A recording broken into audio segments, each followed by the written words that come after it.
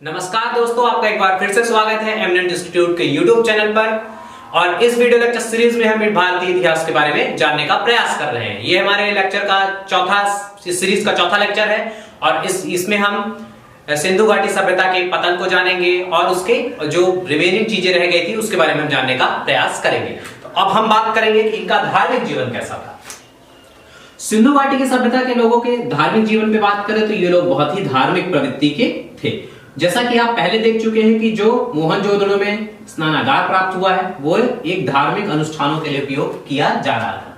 तो इससे ये पता चलता है कि ये लोग सार्वजनिक रूप से भी धार्मिक चीजें कर रहे थे। तो मतलब आप ये मान सकते हो कि ये लोग धार्मिक थे। इनका जो धर्म था, ये लोग जो देवता के रूप में पूजा करते थे, ये देवताओं को मनुष्य के रूप में पूजा कर रहे थे, पशु के रूप में पूजा कर रहे थे, वृक्ष के रूप में पूजा कर रहे थे, या फिर किसी और ऑब्जेक्ट के रूप में, सूर्य के रूप में, अग्नि के रूप में ये लोग पूजा कर रहे थे। इनका धार्मिक दृष्टिकोण, इनकी धार्मिक फिलॉसफी व्यवहारिक थी पूर्ण रूप में। ये कोई अलौकिक चीजों में भरोसा नहीं कर रहे थे, लौकिक चीजों की बात कर रहे थे। इसका संबंध, इस दृष्टिकोण को थोड़ा सा जान लेते हैं कि क्या मतलब होता है इसका व्यवहारिक दृष्टिकोण। तो व्यवहारिक दृष्टिकोण मतलब आप ये समझिए कि ये लोग जो पूजा कर रहे थे जिन चीजों की, तो ऐसी चीजें नहीं थी जो अलौकिक चीजें थी जो आज की दुनिया में नहीं पाई जा रही थी, ऐसी चीजें थी। ये उन चीजों की पूजा कर रहे थे जो इनके जीवन को सरल बना रही थी, जो इनके जीवन को सरल बनाने में उपयोगी थी। उनको ये लोग देवता मान के पूजा कर रहे थे। जैसे ये प्रकृति की पूजा कर रहे थे, पेड़ पौधों की पूजा कर रहे थे, तो क्योंकि पेड़ पौधे बहुत ही महत्वपूर्ण थे उस टाइम पे, है ना, ईंधन के लिए। आग, अग्नि की पूजा कर रहे थे। आग बहुत ही इंपॉर्टेंट थी क्योंकि पुराने जमाने में और कोई भी साधन नहीं था। आज के भी जीवन में ईंधन के रूप में हम सबसे ज्यादा आग का ही प्रयोग करते हैं, तो आग तो बहुत ही महत्वपूर्ण, उसकी पूजा कर रहे थे। खेती से संबंधित सभ्यता थी, तो क्या कहते हैं, सूर्य का उपयोग कर रहे थे, सूरज की पूजा करते थे। बहुत सारे पशुओं का प्रयोग कर रहे थे पशुपालन में, है ना, तो इनकी समृद्धि के लिए पशु भी योगदान कर रहे थे, तो इसीलिए ये लोग पशु की पूजा करते थे। इसी प्रकार इनका जो धर्म था टोटली व्यवहारिक था। मूर्ति पूजा की शुरुआत, ये मूर्ति पूजा तो कर रहे थे, तो मतलब आप ये समझिए कि मूर्ति पूजा का प्रारंभ हम सिंधु घाटी सभ्यता से मान सकते हैं। बहुत लोग ऐसा मानते हैं कि जब से मतलब जैन धर्म और बौद्ध धर्म आए तब से मूर्ति पूजा प्रारंभ हुई, पर मूर्ति पूजा का प्रारंभ हम ये मान सकते हैं कि सिंधु घाटी सभ्यता में ही मूर्ति पूजा का प्रारंभ हुआ। इन सारी धार्मिक बातों के होते हुए भी एक बात इनमें नहीं रहती है, वो बात है कि मंदिर, यहाँ पर मंदिर के कोई अवशेष प्राप्त नहीं हुए हैं, मंदिर जैसी कोई मतलब संरचना नहीं प्राप्त हुई है जिसे ये कहा जाए कि ये मतलब मंदिर है जहां पर सार्वजनिक रूप से लोग या फिर किसी भी घर के अंदर जो मतलब नगर का स्ट्रक्चर प्राप्त हो, वहां पर भी मंदिर जैसी कोई संरचना हमको प्राप्त नहीं होती है। सिंधु घाटी वाले लोगों के बारे में एक बात विशेष रह गई है कि सिंधु घाटी सभ्यता के लोगों को, जो यूनान के लोग हैं, वो सिंडोन कहते हैं। ये वर्ड पूछा जा सकता है, पूछा भी गया है। ये सिंडोन कहा जाता है, और सिंडोन इसलिए कहा जाता है सिंधु घाटी सभ्यता के लोगों को यूनानियों के द्वारा क्योंकि जो कपास की खोज है, वो कपास की खोज सिंधु घाटी में हुई है और कपास का सबसे पहले उत्पादन सिंधु घाटी ने प्रारंभ किया है, तो इसीलिए यहाँ यूनानी लोग इसे सिंडोन कहते हैं। और सिंडोन का मतलब होता है, क्या कहते हैं, कपास उगाने वाले। तो सिंडोन इसलिए इनको कहा जाता है। ये पिछली बात रह गई थी, तो उसको हम यहाँ पर कर लेते हैं। तो हम धार्मिक जीवन देख रहे थे, तो मंदिर के अवशेष यहाँ पर प्राप्त नहीं हो रहे हैं। जो बहुत सारी मोहरे प्राप्त हुई, उसमें मातृ देवी की प्रतिमा सबसे ज्यादा प्रचलित थी, आपने देखा हुआ है, बात की है हमने। एक मातृ देवी की प्रतिमा प्राप्त हुई है मिट्टी की, उसमें उनके गर्भ से क्या निकल रहा है, पौधा निकल रहा है। तो ऐसा माना जा रहा है कि उर्वरा की देवी, प्रकृति देवी की ये लोग पूजा कर रहे थे। कालीबंगन से क्या हुआ, कालीबंगन से वेदिकाएं प्राप्त हुई है और बहुत सारे हवन कुंड प्राप्त हुए हैं जिन पर स्वास्तिक का स्ट्रक्चर बना हुआ है, चक्र स्ट्रक्चर बना हुआ है। तो वेदियों से और हवन कुंड से ये पता चलता है कि ये लोग किसकी पूजा कर रहे थे, ये लोग अग्नि की पूजा भी कर रहे थे, अग्नि को भी मान रहे थे, अग्नि की पूजा कर रहे थे। स्वास्तिक प्राप्त हुआ है। स्वास्तिक आपने देखा होगा कि स्वास्तिक कुछ ऐसी संरचनाएं बनी होती है ना, तो ये स्वास्तिक है, तो स्वास्तिक की संरचना प्राप्त हुई है। वहां पर चक्र जैसी संरचना प्राप्त हुई है। तो ये चक्र और स्वास्तिक का संबंध सीधे होता है सूर्य पूजा से, तो मतलब ये लोग सूर्य की पूजा भी कर रहे थे। एक आप स्लाइड में भी देख पा रहे होंगे कि एक मुहर प्राप्त हुई है जिस पर 3 मुंह वाला एक व्यक्ति बना हुआ है जो ध्यान की मुद्रा में बैठा है, इसके 3 सींग भी है। तो इसको बोला जाता है, इससे रिलेट किया गया कि पशुपति अर्थात भगवान रुद्र महादेव से इसको कंपेयर किया गया है कि ये लोग पशुपति की पूजा भी कर रहे थे। यहाँ पर हिरण बना हुआ है, बाघ बना हुआ है, इसी प्रकार बहुत सारी मोहरें प्राप्त हुई है। इनकी मोहरों में एक विशेष प्राणी का बार बार उल्लेख आता है, एक श्रृंगी, है ना। तो यूनिकॉर्न, यूनिकॉर्न एक बहुत ही मतलब अकाल्पनिक प्राणी है और बहुत सारी मतलब परी कथाओं में, है ना, मिलता है। ऐसा कोई मतलब जानवर होता नहीं है। इससे पहली बार तो गेंडे से कंपेयर किया गया कि गेंडा हो सकता है शायद, पर गेंडा जैसा ये नहीं है, क्योंकि गेंडे की यहाँ पर एक विषय अलग से गेंडे की एक मुहर प्राप्त हुई, तो उसमें क्या था कि उसमें गेंडा अलग से बना हुआ, तो तब ये समझा गया कि ये यूनिकॉर्न एक विशेष जानवर जो एक काल्पनिक जानवर है। इसका ग्रीक की जो लोक कथा है वहां पर इस यूनिकॉर्न का बार बार उल्लेख आता है। अगर आप देखेंगे तो यूनिकॉर्न पूरा शरीर घोड़े जैसी संरचना रहती है और उसमें एक सींग रहती है, तो उसको क्या बोलते हैं, यूनिकॉर्न। तो वो एक श्रृंगी, इनकी मोहर सिंधु घाटी सभ्यता की मोहरों में बार बार एक श्रृंगी का उल्लेख आता है। इन लोगों का धार्मिक जीवन के अनुरूप जो इनका सावधान था, मतलब अंत्येष्टि की विधि थी। अंत्येष्टि की 3 विधियां थी, हम बात कर चुके हैं कि पूर्ण अंत्येष्टि कर रहे थे, पूर्ण रूपेण, आंशिक और कलश।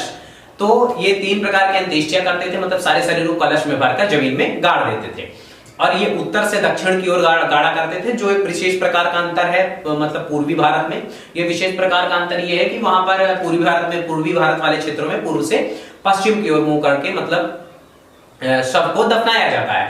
तो इस प्रकार ये लोग अंत्येष्टि की विधियों का 3 विधियों का उपयोग कर रहे थे, जो भिन्न भिन्न जगहों पर हमको प्राप्त हुई हैं।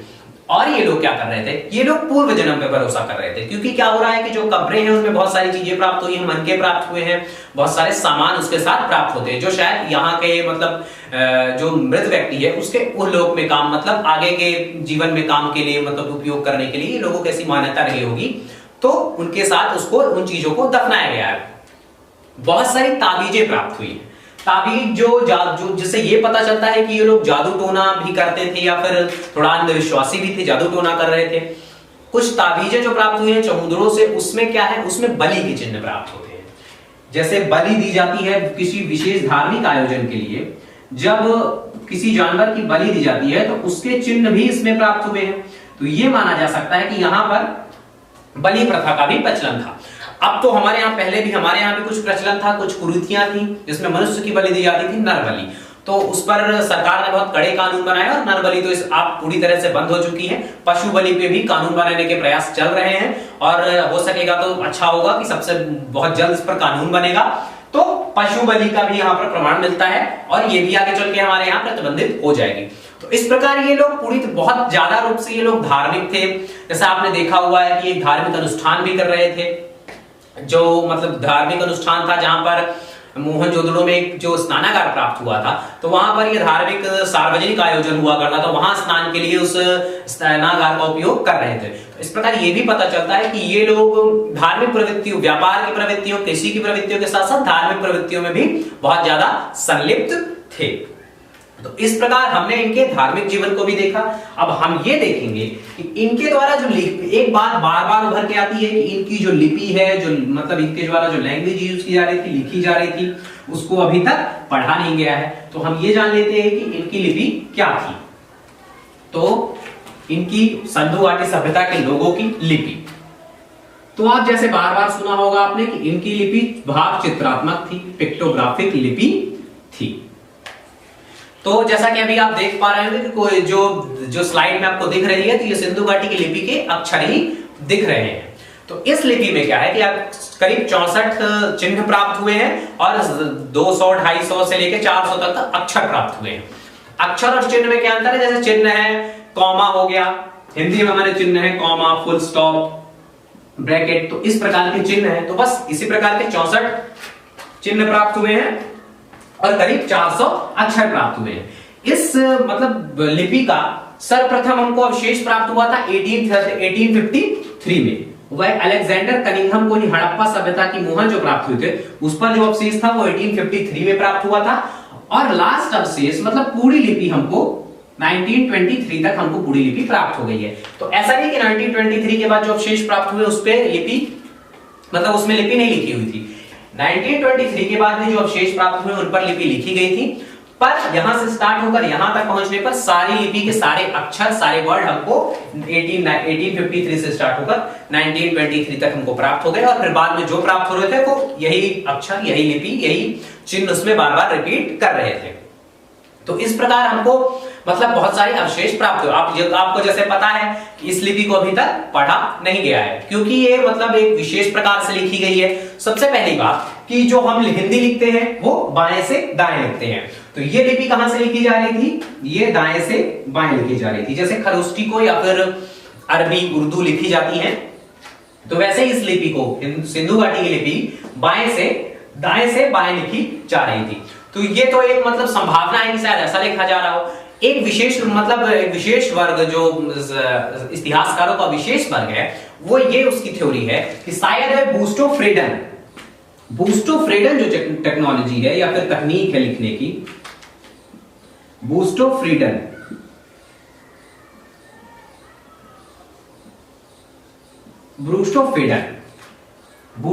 टेक्नोलॉजी में शायद लिखा जा रहा हो। अब ये बूस्टो-फ्रेडन तकनीक क्या होती है लिखने की, तो इसमें क्या होता है कि जो दाएं से बाएं लिखना और बाएं से दाएं लिखना है, इन दोनों का मिक्सचर होता है बूस्टो-फ्रेडन में। तो बूस्टो-फ्रेडन में क्या करते हैं, जैसे कुछ लिपियों को हिंदी को हम ऐसे लिखते हैं और अरबी को ऐसे लिखते हैं, तो ऐसा माना जा रहा है कि जब दोनों का समावेश होता है, मतलब कभी इधर से इधर लिखा गया, फिर इधर से इधर लिखा गया, फिर इधर से इधर लिखा गया, इधर से इधर लिखा गया, है ना, तो इसको क्या बोला जा रहा है, इस टेक्नोलॉजी को बूस्टो-फ्रेडन बोला जा रहा है। तो कुछ लोगों की ये भी संभावना जताते हैं कि शायद सिंधु घाटी की लिपि बूस्टो-फ्रेडन में लिखी गई है, जैसे पुरानी एंशिएंट ग्रीक मतलब यूनान की लिपि, जो पुराने यूनान की लिपि है वो बूस्टो-फ्रेडन तकनीक से ही लिखी गई है, ऐसा भी समझा जा रहा है।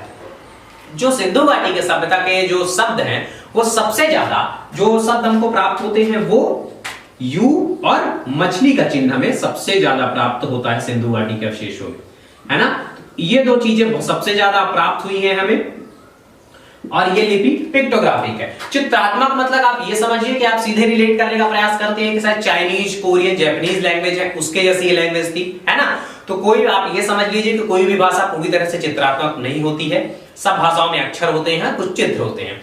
चित्रात्मक लैंग्वेज जैसे यातायात के जो नियम होते हैं वो चित्रात्मक रूप में लिखे जाते हैं, जैसे पार्किंग के लिए पी लिख दिया जाता है ना, कहीं पे स्टॉप रहता है, सब पुलिया मतलब पुल का जो ब्रिज होता है वहां पर उसके चिन्ह होते हैं, तो वो क्या किए जाते हैं, वो एक विशेष चिन्ह के द्वारा दर्शाया जाता है। तो इसी जैसे ये पिक बना दी गई है। अभी जो ओलंपिक गेम्स थे उसमें पहले थोड़ी प्रॉब्लम आ रही थी, किस चीज की प्रॉब्लम आ रही थी, कम्युनिकेशन की, क्योंकि बहुत सारे देशों के लोग आकर वहां पर खेल रहे थे जिनकी भाषा समान नहीं थी। इस कमी को दूर करने के लिए ही चित्रात्मक लिपि का उपयोग किया गया है। बहुत सारे साइन बोर्ड बनाए गए हैं, सिंबल्स का यूज किया गया है। तो जहां पर सिंबल्स का यूज किया जाता है अपनी बात को व्यक्त करने के लिए, तो उसी चीज को क्या बोला जाता है, चित्रात्मक लिपि, पिक्टोग्राफी बोला जाता है। तो इनकी लिपियों में भी बहुत सारे अक्षर थे और बहुत सारे जो है तो मतलब चिन्ह बने हुए थे, विशेषकर जानवरों के चिन्ह बने रहते थे या फिर अन्य प्रकार के चिन्ह बने रहते थे। तो इसी प्रकार हमने ये जाना कि इनकी लिपि कैसी थी, और ये अभी तक पढ़ी नहीं गई है। अब हम ये जानेंगे कि जो मुहरे ये लोग प्राप्त हुई हैं और जो मनके प्राप्त हुए हैं, तो मुहर और मनकों में क्या विशेषता थी, कैसे मुहर और कैसे मनके ये लोग उपयोग कर रहे थे। तो सिंधु घाटी की मुहर और एवं मनके मतलब वो माले में जो गूंथे जाती हैं, छोटी छोटी मोतियां होती है, मोतियों की होती है, उसको मनके बोला जाता है, जो विशेष पत्थरों की बनाई जाती है। तो सबसे पहले देखेंगे कि मुहर। सिंधु घाटी में जो मुहरें प्राप्त हुई हैं वो सेल खेड़ी, सोप स्टोन की प्राप्त हुई, एक विशेष प्रकार का पत्थर होता है। कुछ कांसे की प्राप्त हुई है और कुछ को ऐसा समझा गया कि हाथी के दांत की बनाई हुई है। तो सिंधु घाटी में करीब जो मुहरें हैं वो 2500 मुहरें हमें प्राप्त हुई हैं अभी तक, और ये 2500 मुहरें आयताकार या वर्गाकार हैं। इन मुहरों पर कुछ ना कुछ भी जरूर लिखा गया है। तो जो आयताकार मुहरें हैं तो इनमें सिर्फ लिपि का प्रयोग किया गया, सिर्फ अक्षर लिखे हुए हैं आयताकार मुहरों में, और जो वर्गाकार मुहरें हैं इसमें अक्षर और क्या कहते हैं उसमें चिन्ह, मतलब जो चित्र बने हुए हैं, चित्र और लिपि दोनों का यूज किया गया है, और आयताकार मुहरों में सिर्फ लिपि बनी हुई है। तो इस प्रकार जो मुहरें प्राप्त हुई है वो बेसिकली जो दो टाइप से यूज की जा रही थी, शायद अपने मतलब चीजों की पहचान करने के लिए उन पे सील मार दी जाती थी, चिन्ह लगा दिया जाता था कि ये हमारी सभ्यता की चीज है, सभ्यता का सामान है। जब व्यापार करते रहे होंगे तब, और या फिर सिक्के मिले नहीं है तो इसीलिए मुद्रा के रूप में भी शायद इन मुहरों का उपयोग किया जाता रहा हो। अब बात करेंगे मनके की। तो मनके विशेष पत्थरों से बने हुए होते थे। गोमेद के मनके प्राप्त हुए हैं, लाल पत्थर के मनके प्राप्त हुए हैं, सेलखेड़ी वही सोप स्टोन के मनके प्राप्त हुए हैं। बहुत सारे चांदी और सोने के भी मनके प्राप्त हुए। चांदी और सोना यहाँ पर पाया तो नहीं जाता था, पर मेसोपोटामिया से ये शायद यहाँ मतलब यहाँ लाया जाता रहो और फिर मनके बनाए जाते रहे हो। बहुत सारी चांदी की यहाँ पर थालियां भी प्राप्त हुई हैं। इन मनकों का उपयोग आभूषण के रूप में और बहुत सारे लोग साज सज्जा के रूप में भी इसका उपयोग करते रहेंगे और शायद व्यापार में एक्सचेंज के लिए भी, विनिमय प्रणाली में भी अगर करते रहेंगे ये लोग, तो बार्टर सिस्टम में भी शायद मनके और मूरों का उपयोग ये लोग करते थे।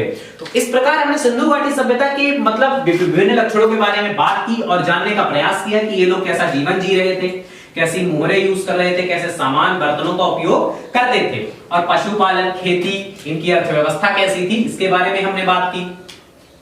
तो कुल मिलाकर हमने ये जाना कि ये जो सभ्यता थी एक नगरीय सभ्यता थी और ये लोग बहुत ही उन्नत अवस्था में से, टेक्नोलॉजी बहुत आगे थी, हर चीजें डेवलप थी।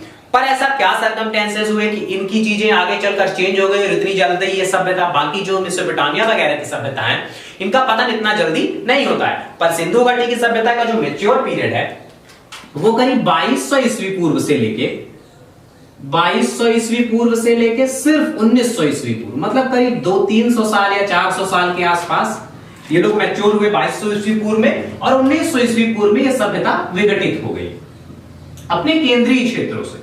ठीक है ना, ये नहीं समझिए, जैसे मैं पहले ही बता चुका हूं, हम बात कर चुके हैं कि ऐसा नहीं हुआ है कि सभ्यता एक जैसे एक ही जगह, एक ही दिन, एक ही टाइम पे एक जैसे सब जगह समाप्त हो गई। सभ्यता जहां पर केंद्र स्थल थे मोहनजोदड़ो, हड़प्पा, वहां पर पहले समाप्त हो गई। फिर भारत वाले इलाकों में, किनारे के इलाकों में भी ये सभ्यता वैदिक सभ्यता के साथ साथ चलती रही और बाद में वैदिक सभ्यता से ही मिल गई। तो मेसोपोटामिया और मिस्र की जो सभ्यताएं हैं वो बहुत दिनों तक चलती रही, जबकि इससे कम डेवलप थी, और ये सभ्यता इतनी डेवलप थी फिर भी इतनी जल्दी समाप्त क्यों हो गई। तो इस पे हम बात करेंगे। तो इसके बारे में, जैसे इसके उन्नति मतलब इनका विकास कैसे हो गया, कैसे बनी सभ्यता, इसके बारे में कोई ठोस प्रमाण नहीं है, तो वैसे ही इनके अंत के बारे में भी कोई प्रमाण हमको प्राप्त नहीं होते हैं कि इन सभ्यता का पतन कैसे हुआ।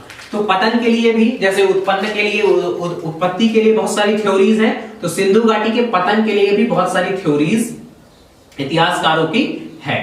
कुछ इतिहासकार ये मानते हैं कि आर्यों का आक्रमण हुआ, जो आर्य आए मध्य एशिया से, उन्होंने आक्रमण किया और इनकी सभ्यता का धीरे धीरे पतन हुआ। आर्यों के साथ कॉन्फ्लिक्ट में बहुत सारी चीजें, बहुत सी टेक्नोलॉजी इनकी खराब हुई, और क्या हुआ कि इन सिंधु घाटी सभ्यता के लोगों की संस्कृति का पतन हुआ और यहाँ पर प्रचलित हो गए, बहुत पर्याप्त रूप से रहने लगे और वो ज्यादा ताकतवर थे और बहुत सारी संख्या में आए, और इनसे, क्योंकि वो युद्ध कला में बहुत आगे थे, तो इसीलिए क्या हुआ कि सिंधु सभ्यता का पतन हो गया। ये तो एक थ्योरी हो गई। और कुछ लोगों का ये मानना है कि शायद कोई प्राकृतिक आपदा आई हो, तो इसके कारण ये लोग जो है तो मतलब इनकी सभ्यता समाप्त हुई हो। तो प्राकृतिक आपदाओं वाली बात को ज्यादा माना जाता है, और जो इनकी थ्योरी है आर्यंस वाली, उसको थोड़ा कम माना जाता है। सबसे पहली बात यह है कि जब हम बार बार बात कर रहे थे, तो हमने ये बात की कि जो सिंधु वाला क्षेत्र है, तो जहां पर इस सभ्यता आजकल पनपी, ये राजस्थान वाला एरिया, गुजरात वाला एरिया, तो आप तो ये देख रहे होंगे कि ये एरिया में आजकल शुष्क एरिया है, यहाँ पर खेती कैसे की जा रही थी उन्नत अवस्था में। तो ये है कि यही हुआ होगा जलवायु परिवर्तन। इस टाइम पीरियड में, करीब 2000 साल के टाइम पीरियड में ऐसा कुछ हुआ कि वहां पर जो वर्षा की दशाएं थी, मतलब जो वातावरण की कंडीशन थी, वो इतनी ज्यादा चेंज हुई कि जहां पर बहुत ज्यादा बारिश हो रही थी, तो अब वो क्षेत्र शुष्क हो गया। धीरे धीरे वर्षा में कमी होती गई, सिंधु के जल में कमी होती गई, तो जिससे क्या हुआ कि जो किनारे के क्षेत्र के लोग थे वो यहां से चल के दूसरे एरिया को ढूंढने लगे, और देहात की ओर, जो शहर के लोग थे वो देहात की ओर चले गए, और इस सभ्यता का धीरे धीरे पतन हो गया, क्योंकि बारिश के कारण, बारिश की कमी के कारण इस सभ्यता का पतन हो गया। कुछ लोग ये मानते हैं कि शायद ऐसा हुआ हो कि इनके बंदरगाहों पर कोई मतलब जो क्लाइमेटिक कंडीशंस ऐसी बनी हो 100-200 साल के टाइम पर, कि मतलब जो इनका व्यापार था मेसोपोटामिया और मिस्र की सभ्यता से, तो अफगानिस्तान वाले रीजन से, तो वहां पर ये व्यापार में कुछ प्रॉब्लम्स आ गई हो, व्यापार ना हो पाया हो, व्यापार रुक जाने के कारण ही, क्योंकि वो डिपेंडेंट थे बहुत तरीके से उनके ऊपर, तो व्यापार समाप्त होने के कारण धीरे धीरे इनकी नगरीय सभ्यता भ्रष्ट मतलब समाप्त होती गई, नष्ट होती गई, और ये धीरे धीरे देहाती बनते गए। और जब ये देहाती बन गए तो ये फिर जाकर शायद आर्यन सभ्यता से मिल गए हो, या फिर ये धीरे धीरे नष्ट हो गए हो। कुछ लोगों की थ्योरी ये है कि यही लोग जाकर आगे मतलब हिमालय की तराई से नीचे उतर कर जाते हैं और एक मतलब नई सभ्यता, वैदिक लोहे की खोज के साथ ही वैदिक सभ्यता का वैदिक सभ्यता की खोज करते हैं और पेस्टोरल हो जाते हैं ये लोग, क्योंकि इनकी अपनी सभ्यता का तो पतन हो गया था। दो थ्योरीज हैं कि शायद भूकंप आया हो। तो भूकंप के कारण क्या हुआ कि सिंधु नदी का जो है तो बहाव क्षेत्र बदल गया हो और बहुत ज्यादा बाढ़ आ गई हो इस क्षेत्र में। तो बहुत ज्यादा बाढ़ आने के कारण ये क्षेत्र बह गया हो, जलमग्न हो गया, इस कारण ये सभ्यता मतलब समाप्त हो गई हो। जैसा कि बहुत सारी मूवीज में दिखा है कि ये वाली थ्योरी सबसे ज्यादा मानी जाती है कि जो है तो ये सभ्यता जो है तो बारिश के कारण, बहुत ज्यादा बारिश के कारण, सिंधु में पानी बढ़ जाने के कारण ये सभ्यता समाप्त हो गई। तो जो इसके पतन का है, जिस प्रकार इसकी उत्पत्ति के बहुत सारे रिसोर्सेज हमारे पास नहीं है ना, तो वैसे ही इसके पतन के बारे में बहुत ज्यादा हमको जानकारी नहीं है कि सभ्यता किस प्रकार से समाप्त हुई। तो इस प्रकार हमने सिंधु घाटी सभ्यता के उत्थान को जाना और अब उसके पतन को जाना, देखा कि ये लोग कैसे रह रहे थे, किस प्रकार के घरों में रह रहे थे, क्या इनकी सामाजिक व्यवस्था थी, आर्थिक संरचना थी, ये हमने जानने का प्रयास किया और समझने का प्रयास किया। अब हम यहीं पर अपने लेक्चर को समाप्त करते हैं। हम सिंधु घाटी सभ्यता के बारे में सब कुछ जान चुके हैं। आगे के लेक्चरों में हम वैदिक सभ्यता के बारे में जानेंगे और भारतीय इतिहास को समझने का प्रयास करेंगे। तो अगर हमारा वीडियो आपको अच्छा लग रहा हो तो प्लीज कमेंट करें और मेरे वीडियो को लाइक करें, सब्सक्राइब करें। Thank you.